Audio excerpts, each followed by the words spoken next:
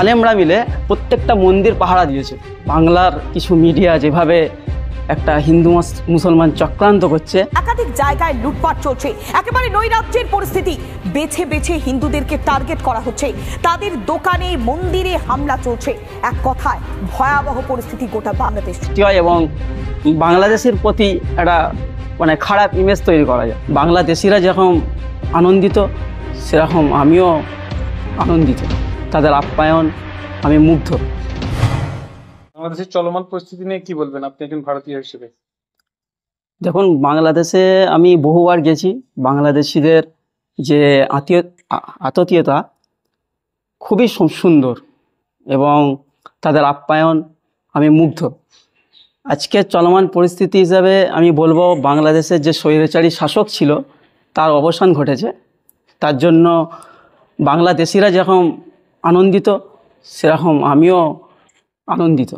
কিন্তু আজকের যে পরিস্থিতি এবং আমাদের বাংলার কিছু মিডিয়া যেভাবে একটা হিন্দু মুসলমান চক্রান্ত করছে, এটা যাতে না হয় এই জন্য বাংলাদেশি যুব সমাজকে আমি বলবো, একজন ভারতীয় সংখ্যালঘু হিসাবে আমি বলতে চাই যে ওপার বাংলারও যেন সংখ্যালঘুরা আজ নিরাপদে থাকে, তার দায়িত্ব ছাত্র সমাজকেই নিতে হবে হাতে।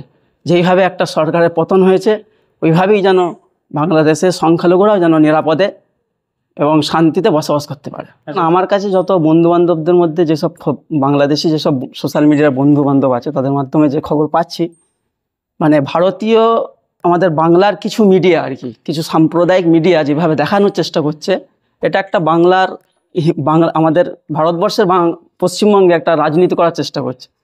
সেরকম কিছুই হয়নি। প্রথম দিকে কিছু কিছু জায়গায় অ্যাটাক হয়েছে রাজনৈতিকভাবে, মানে ওখানকার যে মানে সরকার পক্ষের যেসব দুষ্কৃতীরা ছিল তারাই করেছে ছাত্র সমাজকে বদনাম করার জন্য।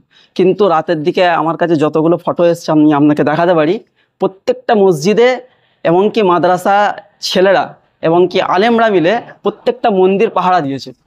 হ্যাঁ, এবং আমি সোশ্যাল মিডিয়ার মাধ্যমে প্রচুর মানে ফটো দেখেছি এবং ভিডিও দেখেছি এবং মাইকিং করতেও দেখেছি মসজিদ থেকে, যে যাতে করে কোনো মন্দিরে না আঘাত পড়ে। এটার জন্য আমি খুব সাধুবাদ জানাবো বাংলাদেশের আলেম সমাজকে এবং বাংলাদেশের প্রত্যেকটা মাদ্রাসার ছাত্রকে। এবং আমি এটা বলবো, কিছু আমাদের এপার বাংলার কিছু মানুষ এই ঘোলা জলে মাছ ধরার জন্য চেষ্টা করছে। তারা বহুত রকমের ভুয়ো মানে পোস্ট ছড়াচ্ছে, যাতে একটা হিন্দু মুসলিম একটা দাঙ্গা সৃষ্টি হয় এবং বাংলাদেশের প্রতি একটা মানে খারাপ ইমেজ তৈরি করা যায়, বা মুসলমানদের প্রতি যে একটা খারাপ ইমেজ তৈরি করা যায়, এটা একটা চক্রান্ত চলছে।